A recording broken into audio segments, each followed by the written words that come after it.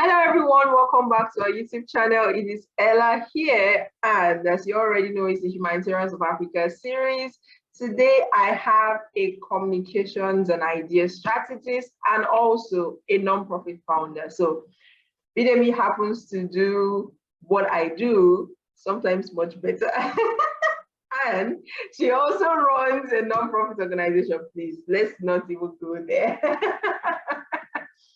Okay, so hi, Bidemi. Thank you so much for joining us today. It's so amazing to have you here to gist with me because I know this is going to be finally. Thank you so much, Ella. And please, nobody should believe that I do anything better than you do. Come on, we all know we need to give you your flower. Okay, so Bidemi is a lot of things. A whole lot of things, and she's multifaceted. She has different dimensions. But Bidemi, who do you want us to know today Bidemi is? So who is Bidemi? Can you introduce yourself to us? Let us meet you. Yeah, sure. So, well, Bidemi is a communications and idea strategist. Like everything I do still boils down to the fact that I'm able to communicate what I do. So really, that's really who I am and what it is. Bidemi is a podcaster. Yeah. She's also the founder of the Smart, and that is because I'm an adolescent health advocate. I'm a women empowerment advocate as well. So yes, anywhere there's impact, really, you'll find me. Definitely. And if I'm not there and you invite me, I will be there. We'll light up the whole place, definitely. So talking about being an idea strategist, as an idea strategist, what exactly do you do? You know, sometimes some people do not understand our communication terms. So can you break it down for us a little? Okay, yeah. So there is me as a communications person, as an expert in that field. But there is also an aspect of me where, you know, because communications, you know what I'm talking about. We are like generalists. Yeah. So we actually need to have program coordination ideas, event management ideas, social media, all of that, right? But with ideas, I believe ideas work. And I'm someone where if I'm beaten, something is telling me, this is an idea. You can start this, right? And then I'm instantly thinking of how I can make that happen. Like I instantly know the steps I need to do to make it become reality. But I also know that people have that problem. A lot of persons have amazing ideas, but they just they just cannot seem to make it reality. It's not like they are capable, or they have the capacity, have what it takes. Some of them even have the next step to take. The next step. So I sort of help people break down that amazing idea, that huge, that mountain it looks like they can get, you know, they can climb. I break it into steps, into small steps, and I tell them, you know, tick this, tick this, tick. Just keep ticking it. Don't look at where the idea is going now. Just keep ticking these steps. And by the time you're done, you've gotten there. That's what I do, you know, as an idea strategist. Amazing. So I understand what exactly you mean because I have been in that shoe before, you know, having so many ideas, but not being able to know the next step to take to implementing that idea is one thing that a lot of people struggle with. So you run the Smile Outreach, you work in the nonprofit space as a communications consultant and idea strategist. What are the loopholes you have noticed? So having to do both options, meaning you are running your own, you help other people to execute and do stuff in their own. So what are the major loopholes you have noticed generally in the nonprofit sector? Okay, I would say a lot of nonprofit founders never really knew what it meant or what it means to run a nonprofit. Yeah, and I was also like that. Me too. All of us are victims of that. Right. So I think that's one thing I've noticed, that a lot of people, and it's also great because it means you just want to make the world a better place and you just go ahead and, you know, create a nonprofit, which is great. But then beyond that, it's time to get intentional. It's time to get serious. It's time to treat your nonprofit like a business if you want to see results. So that is one thing I've noticed. So we see a lot of non-profits, but we're not really seeing what they're doing. And for some, it's like they just want to make the world a better place. So they are changing everything. They are solving all the problems. You know, they are solving everything. What are you really doing? Hey, we help people. We help people how? Like what? You can help people you have to like really specify, state what your goals are, your objectives are. We understand that there are a lot of problems, but we also know that, you know, only us, for example, cannot solve everything. But this is what we want to concentrate on. This is what we want to see progress in. And if you decide to change directions, maybe 10 years later, that's also fine. You know, if you have the capacity to expand and say, okay, we are not taking on more, we want to expand, we want to also take on SDG 4, SDGs, but you've started somewhere. So I feel like a lot of nonprofits, they not really defined what they want to do. The intent is there, but the structure is not. Okay. Yeah, it's not there. That's just one thing I've noticed. That's a very huge problem. Working with nonprofits, they tell you they need help with fundraising, they need help with marketing. But when you want to help them achieve these goals that they have, because the structure is not sustainable or is not stable, for some of them it's not even there, you find that you cannot necessarily achieve those goals without solving that particular problem. And they just leave you because they think you just want to eat money, or you just want to waste time. We want to do this quick, but things don't necessarily work so fast like that. So yeah, I totally get. So now let's leave you and move to the Smile Outreach. What is the Smile Outreach about, and what's the impact you've been able to make so far? Okay, so the Smile Outreach is a non-profit.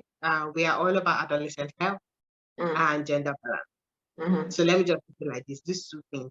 Although we can, you know, I can decide to break it down and say this, but these two things, this is where you'll find us. Okay, so adolescent health, in the sense that we realize that while rape is still rape, we've realized that a lot of sexual predators are fine-tuned, added finesse to their assault by making it look like minors and their victims actually give them consent. That sort of manipulation. And then we find out that these people that entered into this unhealthy sexual relationship, I'm talking about 8-year-old children, 10-year-old children with like 30-year-old men, 40-year-old men having those kind of relationships. They can't speak out because they feel it's their fault. They feel like they said yes to this thing. They feel like they need the gift they are getting from this person, so they cannot speak out. Meanwhile, it's actually assault. And then these predators are running wild, going free, going about their duties, living life, raising holy hands in churches, you know, that sort of thing. That is what, don't laugh, but it's true. We've seen it everywhere. Yeah. That is what we've seen. That's what the Smile Outreach is about. So most of our outreaches, we tend to always add the outreach challenge where we still talk about these things because we know it's everywhere. We know that in like 10 families, we'll probably see it in 7 families without the parents knowing, right? And then women empowerment programs that we also do. Also, we carry out digital campaigns for special days like 16 days of activity. And you'll see us putting out resources for people to read up and download. Yes, we do all of that as well. So you mentioned the outreach challenge. I was going to ask about that quite later, but now that you mentioned it, what exactly is the outreach challenge about, and how successful has it been so far? Okay, so you know, I just gave a scenario of how sexual predators have now fine-tuned their approach into assault. Yes, that is what the outreach challenge is about. We called it a challenge because we sort of challenging everyone, whether you're part of Smile Outreach or not. Please carry out this sensitization program because we need to raise the alarm. We need to sound the alarm. We need to carry out campaigns about these strategies. People are going scot-free with assault. People are doing it really. Children are feeling. Children can't speak. They feel like it's their fault. Imagine you feeling like it's your fault for something that happened to you because someone who is older than you was able to manipulate it in your head. So that is what the Outreach Challenge is about. And thanks to Advocates for Youth and Amaze, we were able to create comics, 3 comics, we were able to create an animation, which is a simple story that sort of depicts, it's an algorithm because there are different ways to which these things happen. But at least we know that when children watch this cartoon, they instantly know what we are talking about. And we've seen kids open up. We've seen kids come out to say, Nancy, this thing happened though, but I'm the one that agreed. And I'm like, this is where we come in. We tell them, this is not your fault. You can leave and nothing will happen to you. So that is what the Challenge is about. We've reached 5,000 children so far. Wow. To me, that's not success. I'm not going to lie to you, because we've got millions of children in this. Sure. But I do appreciate the fact that we were able to reach 5,000 kids with little or no funding. But if you can then imagine what we can do if we had funding. If people came to the realization that if you are waiting for somebody to say I was raped before you think that's what is happening, you will never hear what happens. Exactly. And that's what the Smile At It is about. Cross-generational sexual relationship is a thing. Increasing the number of teenage pregnancies, it's increasing the number of STDs and HIV diseases amongst our adolescents. And we are not tackling this problem enough. We are not talking about this enough. And that is what the challenge is about. Wonderful. So this next question I want to ask is something you've already experienced, but I know there are lots of people that don't know about this. And I remember one time you were talking about some of these finesse methods that these predators use to capture the children, molest them, and nobody talks about it. So are there some of these different things? You just mentioned one. I can't remember what you just said.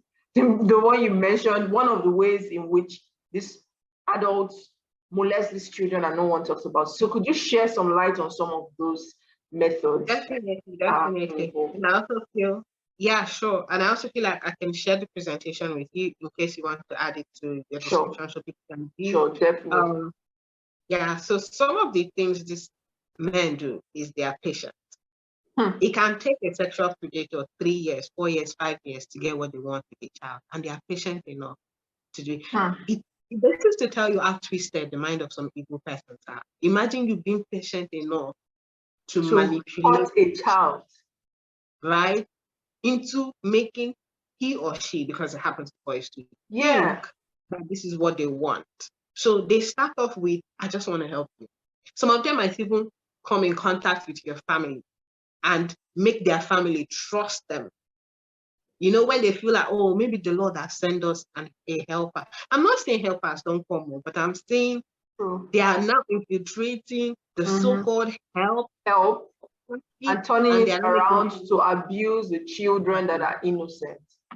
That's why some mothers are always shocked when they see that some things happened under their noses, because they're like, how did this happen? It's not their fault.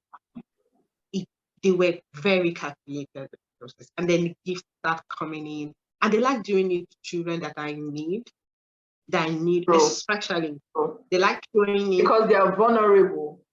Yes, especially girls that are in need of education, basic school amenities. You know, they start letting, you know, they will say things like, if your friends are using these textbooks, you also deserve it. Let me get you a textbook, right? And then the child might feel some type of way at first. You know, the alarms like, let me be careful. But after 3, 4, 5, 10 times of getting gifts from someone, you tend to relax and think that, okay, maybe this person really just wants to help me so that I can make it in life. And then boom, he's asking you for something. And then he's telling you, you're an adult.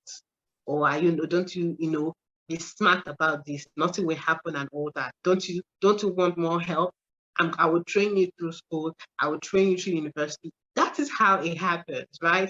And these are taking months. So even at that point, the courage to say no is not there, because they don't want to go back to how they were before. It has brought their guards down. That's how they work. This is just an example, by the way. I just needed to paint a picture of how some of these things happen. I think we had a story of one guy who came to Abuja for his NYSC and sort of worked so hard with this man in his workshop, gained the trust. They gave this guy accommodation in their house, and this guy started having sex with their daughter. Very slim, tiny girl. This one did not even go through the daughter, went through the parents, right? And by the time we found out during the outreach, this guy was literally controlling all of the man's businesses. What? So they had to be, I don't know how the guy did it. So they really had to be careful to like how they treated it, yeah. To take control of everything the guy was handling. I don't know how they settled that case because we had to hand over to the school, but they had to tell us that, look, we've heard the story and all that, but we need to be careful. This guy is handling all of it. In my head, I'm like, you people, you know what to do. Like, this is crazy. Why are you taking time to handle this? What is there to take time to do, right? But they felt, you know, their businesses were at stake. They need to handle it. Yes, and the child. But my anger was this meant that child would be going back to our house and be meeting that guy there because the guy was living with them. Definitely. Ella, if I have to talk about this thing, we'll talk from now to tomorrow. You know that already. My God, it is so alarming the way some people would take so much patience to destroy someone else's life. It is so alarming. Like, that's the height of wickedness. The height of wickedness. Man. Guys, if you want to hear more about these stories, please go to the Smile Outreach on Instagram, on LinkedIn. You would see some of the stories. You can also visit the website or even volunteer to have firsthand experience on what exactly is happening. Because like Bidemi said, if we were to start talking about this, man, it's going to really take the whole day. So I know. Still talking about the Smile Outreach. You have a media arm for the Smile Outreach, isn't it? Sure.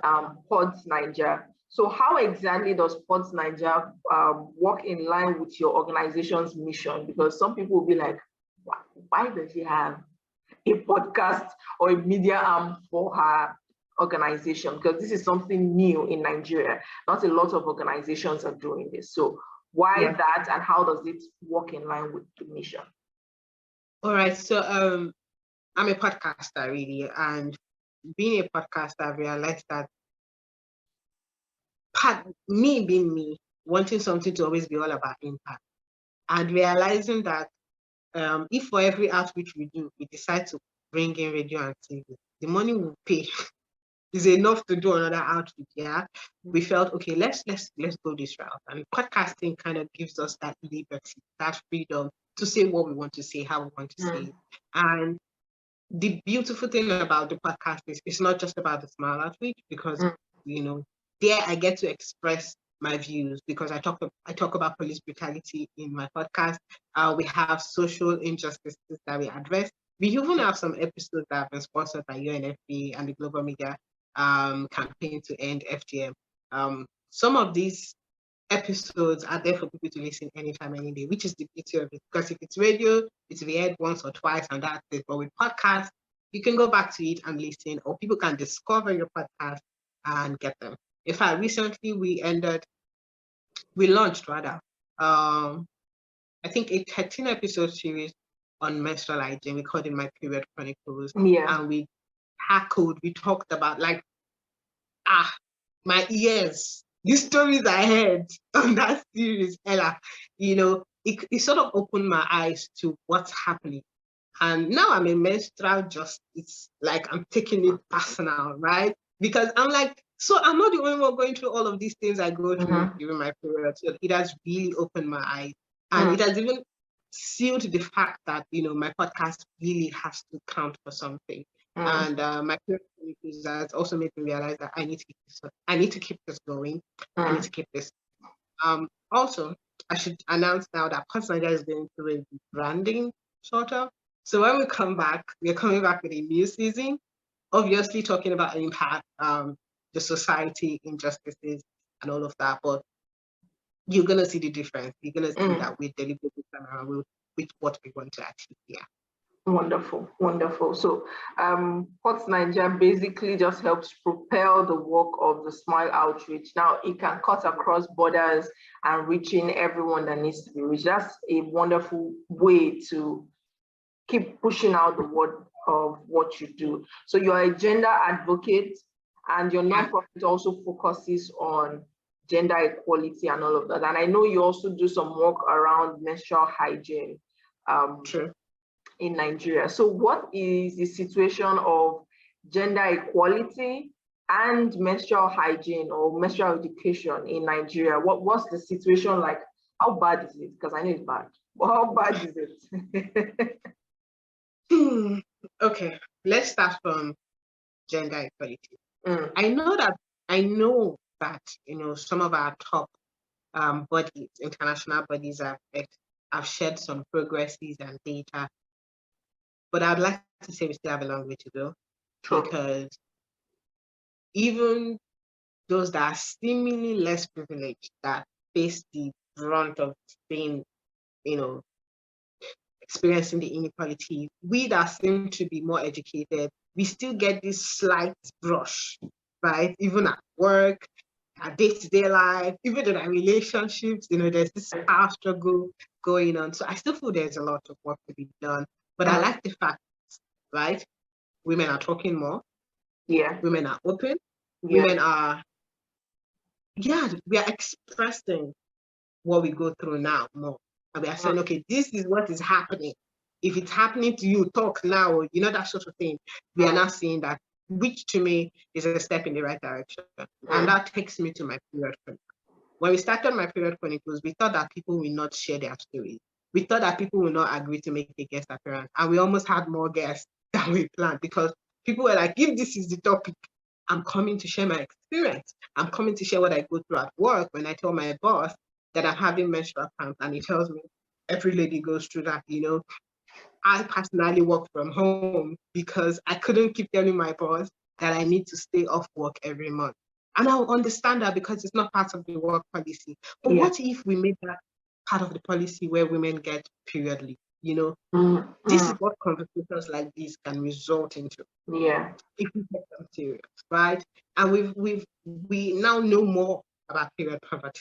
We now know more about ways by which we can mitigate and solve problems of period poverty. We even took my period chronicles to the streets when we went to the University of Abuja. We took my period chronicles to secondary schools where we taught about it. We distributed, the usual period product, right? Yeah. And then we sensitized the kids. So it felt more like a 360 campaign, because we did the digital stuff where we talked about it for people to listen. We did the on-site, the field work, where we also sensitize both girls and boys. And if people know Smile Outreach, they know us for the fact that we don't just sensitize one part and leave one part. We talk to both girls and boys, because if we want to experience equality, then we should talk to both parties. We should stand up in front of them and say, okay, girls, this is what happened. Boys, this is what happens when you let girls do this. Girls, this is what happens when you let boys do this. And if we don't do that right from the scratch, we will never experience equality, right? So yeah, that's pretty much how it is. And to be honest, period poverty is high within our country. In our country, it's a serious problem. And it cuts across all SDP. Permit me to say that. Yeah. If there are no wash facilities in your secondary schools, girls can't take care of themselves during their period. Yeah. And that's the truth. And then they won't come to school because of that. Thank you. Period products are so expensive. I have a budget for my period. These girls are not working. They are not working. They are not students. In fact, sometimes they don't go to school with feeding money. And now they have to buy period products that they cannot afford. So if I have to plan for my own monthly, you are laughing. This is not a laughing matter. I have to plan. I'm laughing because I can really relate to what you're saying. Like, the price of sanitary towel increased in the last 2 months. And I went there, I was fighting the man. I said, what's wrong with you? Do you not have to use 2.5 packs every month? Can you imagine? Now, imagine a student who does not work. He doesn't work. You and I, we work, but we still have budget. Like, we still have to plan this thing. If not, we will enter one tight corner. These kids don't work, but they must buy pad. We need to we need to do something about this. We either need pad banks everywhere, major cities. I don't know. We need to do something about it, right? There is the call for period leave. Not all women experience period the same. We have similar experiences, but we also have distinct experiences. I have a chaotic period. It's not always chaotic. And sometimes it means I'm not able to work. Yeah. But even when you now have your own female colleagues telling you waiting they do yourself, nobody waiting at you do so. Is it not something that happens to me every month? How do you then tell your boss at work that please, this thing is not, I have to go, right? So we still have that to think about. Do you want me to keep going? But that's just it. That's it's a lot. I would say people should go and watch. Yeah, people should go and watch my Period Chronicles. Stories around their stories. There are also remedies that girls have used that are dead to their problem. We've heard of the one that use Panadol on a private part, right? You grant Panadol and you're using it. Like, how does that make sense? Why would you want to do that? But I don't blame them either, because there was a time to alleviate the pain that she's going through. But really, Ella, there was a time we never talked about it. There was a time when holding a pad was embarrassing. There was a time when going to buy pad, to say you want to buy pad was... You have to take an extra you wait for everybody to leave. So that you put it in it. It's crazy. You tell them, please double the nylon, or you wait for all the boys that came to buy things in the supermarket. I don't care. It's because please, if we don't normalize talking about this, women will keep suffering. Yeah, their health of the problem. Their health issues as a result of the complications women go through. There are women that actually go through clinical depression as a result of their period. If we don't, I never knew about this. If I didn't do my research, I wouldn't have known, right? So if we don't talk about this, if women don't share their experience, how are we going to know some of the medical problems that can arise? How are we going to tell our kids that if you are feeling this way, talk to me, let me take you to the hospital, right? It's never going to. Ella, you see, I've seen how we are talking. Do you want us to keep talking? Oh my God. I know it's a whole lot. It's a whole lot. And it's something that a lot of people shy away from talking about because of how people would look at it. But the truth is, if we do not talk about it, we cannot solve it. Because everyone has different experiences, everyone has different challenges when it comes to this period thing. So, and a lot of things contribute to how bad or how good your period can be in terms of society, family, your own personal health challenge before period now adds series. Because, for example, people living with sickle cell experience periods in a whole different way.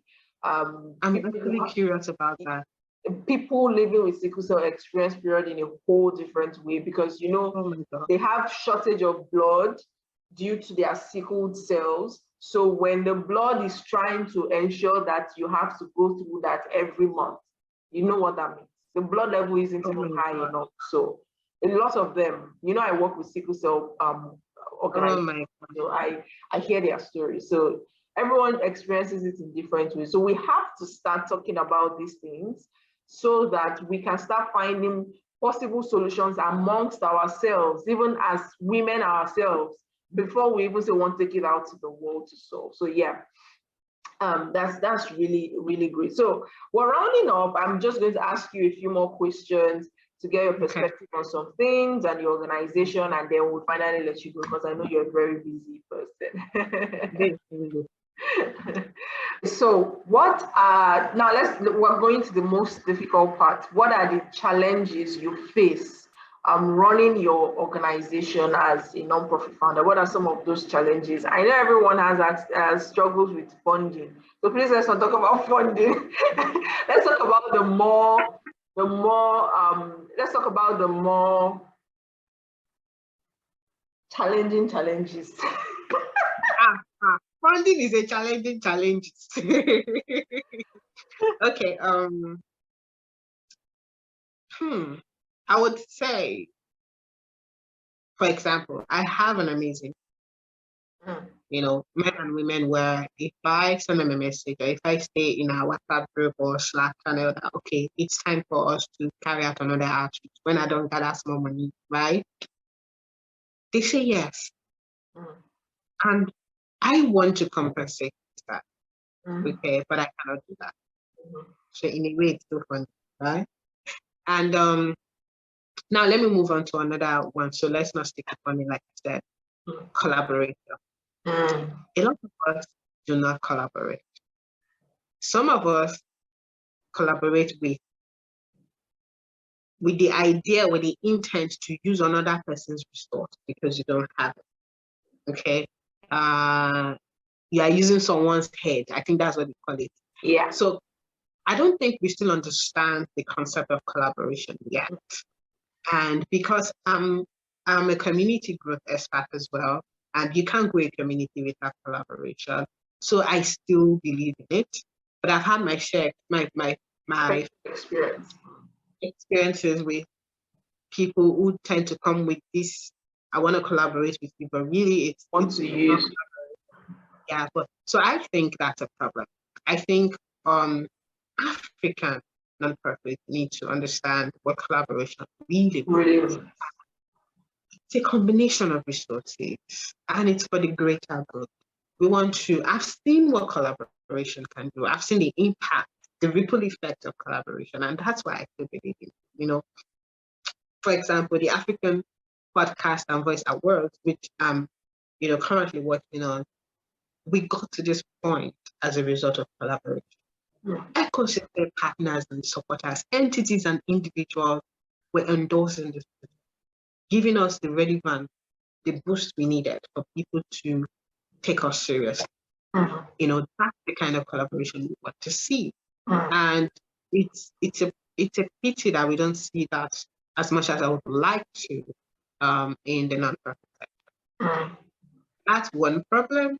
I think another problem would be volunteer. So I also carry out volunteer training where I try to let people know that volunteering is actually good. If you want to step up your game, if you want to get more opportunities, really, when people know that you volunteered your skills pro bono as an expert in a certain field for a nonprofit, it kind of gives you an urge.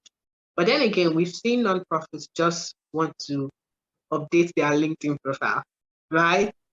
Update their title, and then they just ghost you, and then they stop work. And I'm like, is this fair? From the moment you say welcome to the team, you didn't even say one word. What's going on? What's happening? Okay, so every once in a while, right, in those groups, I'll just go through this smile and I'll just remove everybody. And then we'll start all over because I'm like, no, we are not doing this again. If you really want to help, then help. If you're looking for somewhere where you're just going to claim that you're working like this and go and claim 2 years experience on LinkedIn, this is not the place. Nobody is going to warm any bench. We are all going to contribute, right? Our own program. So these are some of the challenges I can say off the top of my head. I think one other challenge is digitally speaking, right? So it still feels like a one-man army where, we want to carry out some digital campaigns, and some of our volunteers do not know how to really harness the power of digital channels to get what we want. So it then comes back to me to either rework some of these things or, and all of that. So yeah, these are some challenges I can really. I can really understand, especially the collaboration aspect. We both had our fair share of collaboration issues. Which, if we want to start talking about them, I think we will not leave here today because collaboration is something that a lot of people or a lot of African organizations do not really know what it means to collaborate or how exactly to collaborate best. I think I've even done a webinar on how to collaborate with or how to build partnerships on our YouTube channel. So guys, you can check it out on YouTube, how to build partnerships and collaborations for your organization, because collaborations will lead you to a different dimension of the work that you do. It's a whole total synergy altogether. So it's good to leverage into that, but then do it with the right intention. Don't do it to want to use someone. That one is so bad, so bad. So yeah. So last questions. What is that day you would never forget? When I ask this question, a lot of people have so many stories to tell, but I want you to tell us what's that one day, what's that event that left a mark in your heart in the course of running your organization? I think that was when Smile Outreach became Smile Outreach. When I knew for sure that Smile Outreach will become the Smile Outreach organization. Because the Smile Outreach started as a community development at my youth, right? And I was selling food at the brigade mess, trying to reach out to people to gather money. So it didn't really occur to me that we've been able to gather enough money to reach out to widows of the Nigerian soldiers, people that died during the Boko Haram insurgency. We actually collected a list from Nawa and Naswa in the brigade, and then kids, public schools that we wanted to work with. So on that day, we also did free cervical cancer screening. The Nigerian Medical Association worked with us. I think M1, Medical Women Association of Nigeria as well. Like small me, you know. So it didn't really occur to me that these things were clicking until that very day. And the wife of the commander was in attendance. Officers were in attendance.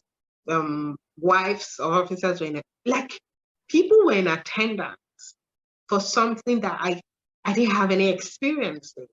And women were appreciative, the gratitude. Now I was running up and down in my khaki, doing everything, but you know, some people will call me, come and see how people are reacting to this. And I'm like, really? But I was still thinking some things were not in place. But it was after the entire event, some people came to me and I was like, this cannot be the end of it. This was amazing. This is something you need to keep doing. And I told myself, I was tired. Oh God, I was really tired. It took me like a whole week to get back to myself, but feeling was something I wouldn't let go of. It was then I knew I was want to lead the life of service. So even professionally speaking, what I do is still in some form service to a group of persons. Yeah. So I can't forget that day. I can't. Wonderful. I can imagine how it felt to have to help people, and people were actually genuinely appreciating what you do or what you did for them. They will never forget you. In fact, they would never forget you. They would always remember that there was this lady that came to help us with this, with that, and that's how people in the world about what you do. So finally, what are there any projects or programs that you would like the support of the public with, or you want people to volunteer, or what exactly does your organization need support with right now?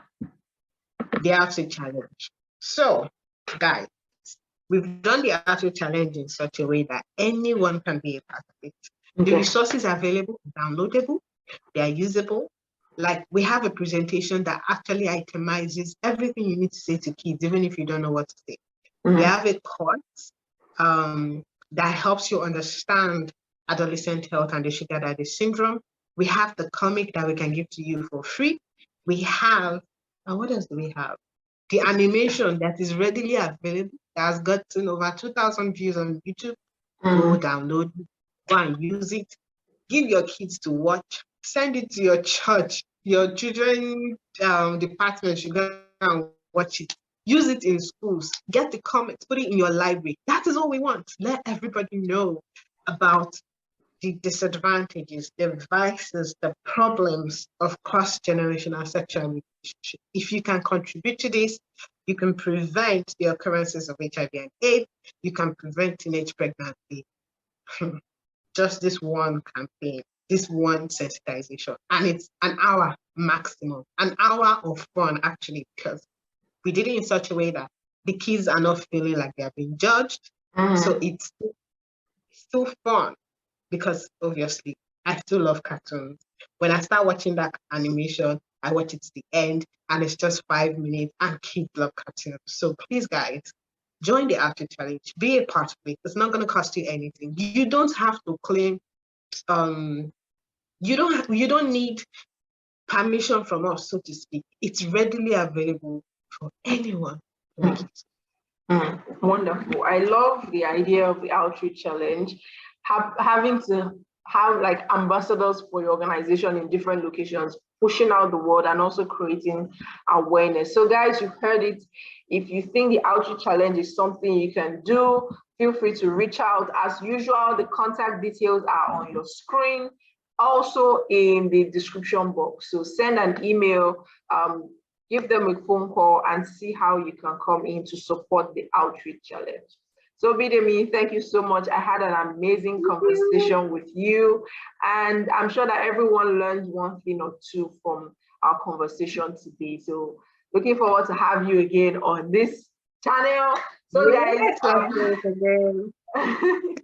guys, thank you so much for joining us today. If you haven't shared this video, if you haven't dropped a comment, if you haven't subscribed, please do so right now before you leave. Because subscribing, sharing, and also dropping a comment helps to spread the word to as many people as possible, so that we can help nonprofit organizations in Africa with whatever it is that it is. So from us, see you in the next episode, everyone. Bye.